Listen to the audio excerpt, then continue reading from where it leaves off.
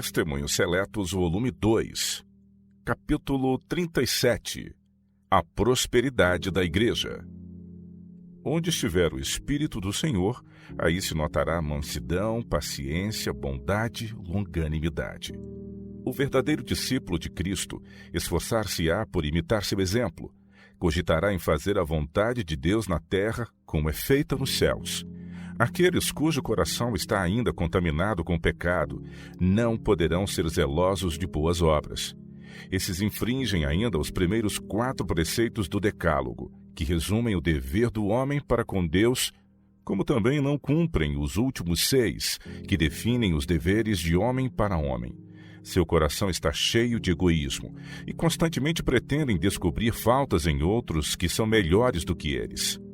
Propondo-se efetuar o que lhes não foi incumbido por Deus, deixam de fazer o que lhes compete, como ter cuidado de si mesmos para que neles não brote alguma raiz de amargura, perturbando a igreja e contaminando-a. Seus olhos, que deviam estar voltados para o seu interior, a fim de ver os próprios erros e defeitos, divagam por fora, espreitando os outros para descobrir-lhes os defeitos de caráter. Se purificassem o coração do próprio eu, da inveja, da malícia e da suspeita, não se assentariam na cadeira de juiz a fim de sentenciar outros que aos olhos de Deus têm maior merecimento. Aquele que se propõe reformar os semelhantes deve começar reformando-se a si próprio. Deve imbuir-se do espírito do mestre e estar pronto como ele a suportar a advertência e a exercer a abnegação. Comparado com o valor de uma única alma, o mundo inteiro se reduz a uma insignificância. O desejo de exercer autoridade e dominar sobre a herança do Senhor redunda, quando cultivado, na destruição de almas. O que ama deveras a Jesus há de procurar conformar-se ao seu divino exemplo, trabalhando no seu espírito para a salvação de outros. Para reaver para si o homem e assegurar-lhe a eterna salvação, Cristo abandonou a corte celestial e veio à terra, onde por ele padeceu ignomínia, morrendo para libertá-lo. À vista do preço infinito que pagou pelo seu resgate, como ousará alguém que professa o nome de Cristo tratar com indiferença ao mais humilde de seus discípulos? Quão circunspectos devem ser na igreja os irmãos e irmãs, tanto nas palavras como nas ações, a fim de não prejudicar o azeite e o vinho. Com que paciência, bondade e carinho devem tratar os que foram remidos com o sangue de Cristo. Com diligência e solicitude devem esforçar-se por realentar os abatidos e desanimados. Com que ternura devem tratar os que se esforçam por obedecer à verdade e que, não tendo quem os anime em sua família, são obrigados a respirar constantemente uma atmosfera de incredulidade e trevas. Como convém tratar os que erram? Quando se supõe que um irmão errou, não se deve fazer de seu caso um assunto para curiosidade, comentando o fato e ampliando a falta cometida. Essas práticas são frequentes, e o resultado é que os indivíduos que isto fazem incorrem no desagrado de Deus, exultando Satanás por conseguir assim debilitar e prejudicar os que deviam ser fortes no Senhor. O mundo nota essas fraquezas e julga essa gente e a verdade que ela professa pelos frutos que ostenta. Senhor, quem habitará no teu tabernáculo? Quem morará no teu santo monte? Aquele que anda em sinceridade pratica a justiça e fala verazmente segundo o seu coração. Aquele que não difama com a sua língua, nem faz mal ao seu próximo, nem aceita nenhuma afronta contra o seu próximo. Aquele a cujos olhos o réprobo é desprezado, mas honra os que temem ao Senhor. Aquele que, mesmo que jure com dano seu, não muda. Aquele que não empresta o seu dinheiro com usura, nem recebe subornos contra o inocente. Quem faz isto nunca será abalado. Salmo 15. Ao caluniador será, pois, vedado habitar no tabernáculo de Deus e morar no santo monte de Sião. O que aceita algum opróbrio contra o seu próximo não pode ter a aprovação divina. Quantas vezes tem acontecido pastores serem chamados de algum trabalho importante, pelo qual almas estavam sendo convertidas a Deus e à sua verdade, a fim de aplainar dificuldades suscitadas na igreja por irmãos que estavam em erro e revelavam um espírito contencioso e prepotente. Isso de afastar pastores de seu campo de trabalho constantemente se tem verificado na prossecução da obra, e é uma astúcia empregada pelo grande adversário a fim de impedir-lhe o progresso. Quando almas que estão a ponto de decidir-se a favor da verdade são assim abandonadas a influências desfavoráveis, perdem o interesse e só raras vezes se conseguirá tornar a exercer sobre elas uma impressão decisiva. Satanás constantemente projeta qualquer ardil a fim de, em tempos críticos como esse, afastar do campo de trabalho o pastor e inutilizar assim o seu serviço. Há na igreja pessoas não convertidas, profanas, que cogitam menos da salvação de seus semelhantes do que de sustentar sua própria opinião e dignidade.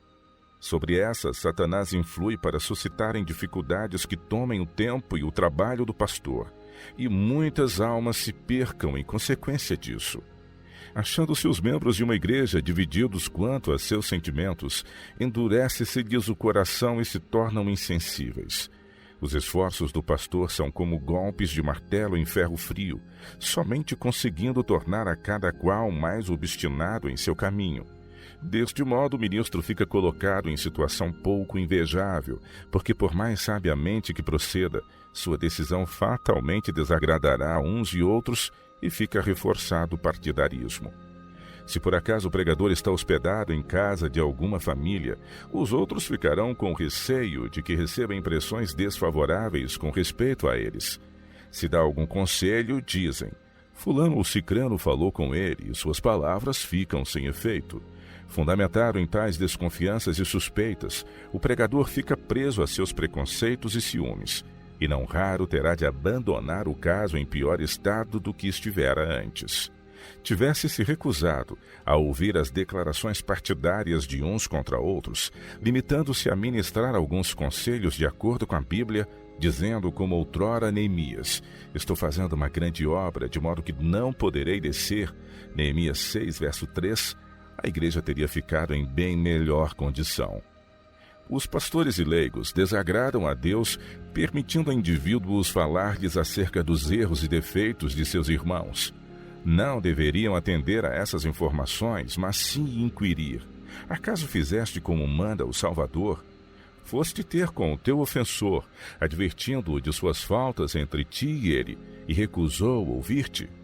Tomaste contigo, depois de orar sobre o caso, 2 ou 3 testemunhas, buscando convencê-lo com ternura, humildade e mansidão, e com coração palpitante de simpatia por ele? Se as ordens de Cristo, no tocante à norma a seguir em tais casos, foram estritamente obedecidas, ainda há um terceiro passo a dar. Dize-o à igreja e deixa que ela trate do caso de acordo com as Escrituras. Se ela, pois, decidir excluir o ofensor por sua impenitência, Deus lhe aprovará a decisão.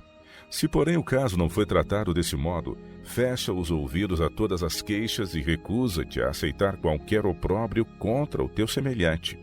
Se houvesse irmãos que energicamente assim procedessem, as línguas más em breve se calariam, porque não encontrariam ambiente favorável para a sua obra de se morderem e devorarem uns aos outros. Eleição de oficiais. Escreve o apóstolo Paulo a Tito: por esta causa te deixei em Creta, para que pusesses em boa ordem as coisas que ainda restam, e de cidade em cidade estabelecesses presbíteros, como já te mandei. Aquele que for irrepreensível, marido de uma mulher, que tenha filhos fiéis, que não possam ser acusados de dissolução, nem são desobedientes. Porque convém que o bispo seja irrepreensível, como despenseiro na casa de Deus. Tito capítulo 1, versos de 5 a 7. Convém que os nossos pastores considerem essas palavras e não ponham alguém a exercer um cargo sem muita reflexão e oração, para que Deus, pelo seu Espírito, possa designar a pessoa de sua aceitação. Diz o apóstolo inspirado: a ninguém imponhais apressadamente as mãos. 1 Timóteo capítulo 5, 22. Em algumas de nossas igrejas, se passou demasiado cedo a organização de igrejas e ordenação de anciãos, com manifesto desprezo da regra estabelecida na Bíblia. Em consequência, surgiram grandes dificuldades na igreja. Não se devem eleger e ordenar dirigentes que, se não provarem aptos para essa obra de responsabilidade, e que primeiro precisam ser convertidos, educados e enobrecidos a fim de poderem servir na causa de Deus em qualquer ramo. A rede do Evangelho recolhe bons e maus. É preciso tempo para desenvolver o caráter e experiência, para se conhecerem verdadeiramente os homens. Também cumpre tomar em consideração a família daquele que foi sugerido para exercer algum cargo na igreja. Está ela sujeita? Governa o homem a sua própria casa com honra?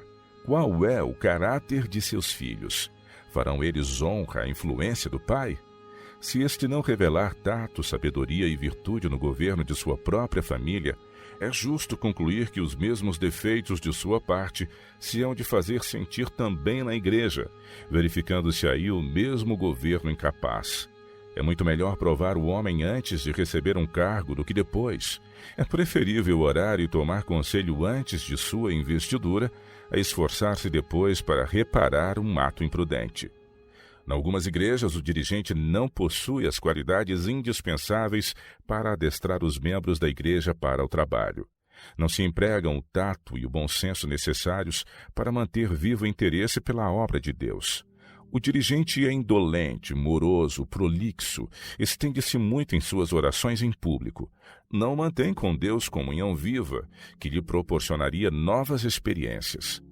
Os dirigentes de igrejas devem em toda parte ser pessoas diligentes, zelosas e desinteressadas, homens de Deus, capazes de dar à obra uma orientação correta.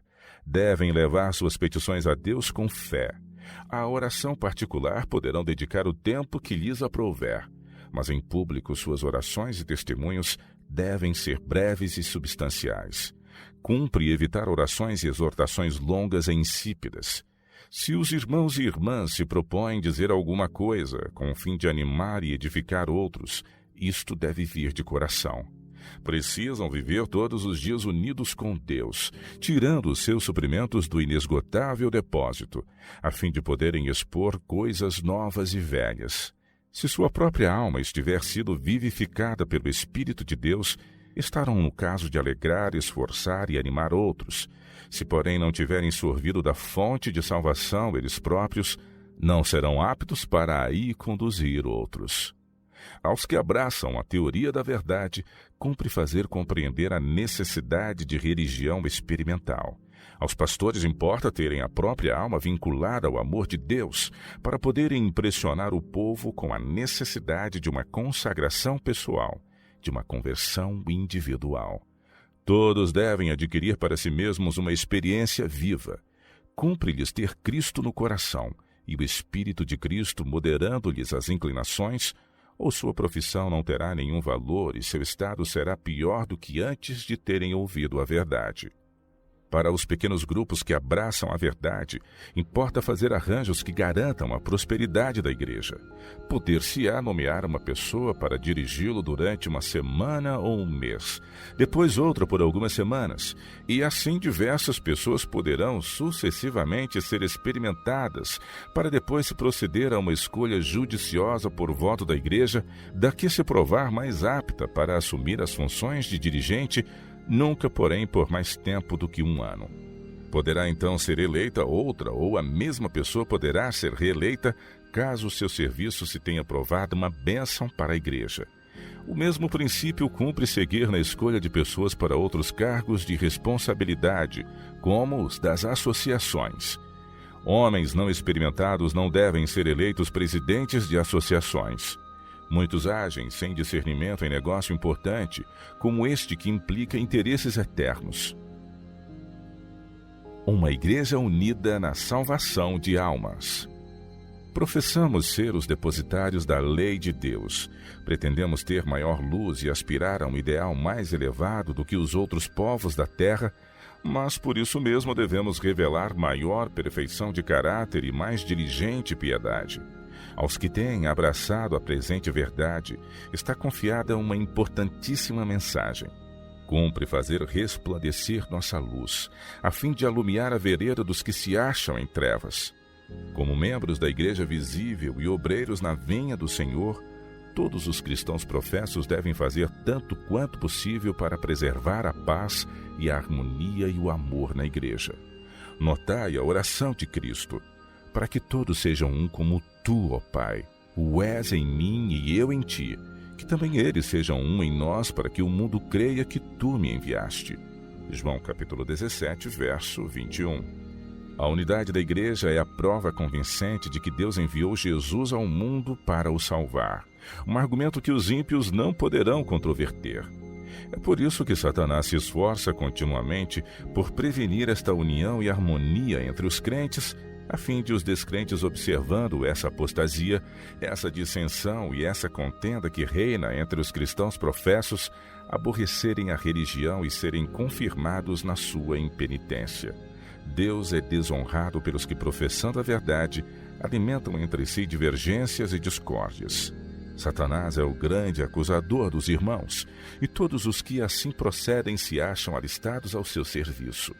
Alegamos possuir maior soma de verdades do que as outras igrejas, porém, se esta convicção não conduzir a maior consagração de nossa parte e a uma vida mais pura e mais santa, de que proveito será? Melhor seria, nesse caso, que nunca tivéssemos recebido a luz da verdade, do que, professando aceitá-la, não sermos por ela santificados. Para podermos avaliar a importância dos interesses implicados na conversão da alma, do erro para a verdade, cumpre saber apreciar o valor da imortalidade e avaliar os sofrimentos da segunda morte. Devemos poder formar uma ideia da honra e da glória que Deus destina aos remidos e do que significa viver em presença daquele que morreu para elevar e enobrecer o homem e conferir ao vencedor um diadema real. O valor de uma alma não pode ser devidamente apreciado pela mente finita. Quão reconhecidos e gratos os remidos e os glorificados hão de um dia recordar-se dos que serviram de instrumentos para a sua salvação. Ninguém se arrependerá então dos esforços abnegados, dos trabalhos perseverantes, da paciência, da renúncia e dos anelos ardentes pelas almas, que aliás podiam ter perecido se tivessem negligenciado o seu dever ou se cansado de fazer bem. Entretanto, essas almas, trajando brancas vestes, se acham agora entre o rebanho do grande pastor. O fiel obreiro e a alma que foi salva por seu trabalho são saudados junto ao trono do Cordeiro e conduzidos à árvore da vida e às fontes de água viva. Com que regozijo o servo de Cristo contemplará esses remidos que então compartilham a glória do Redentor. E quanto mais glorioso será o céu para os que se tiverem provado fiéis na obra de salvar almas. Resplandecerão como o resplendor do firmamento, e os que a muitos ensinam a justiça refulgirão como as estrelas sempre e eternamente. Daniel capítulo 12, verso 3.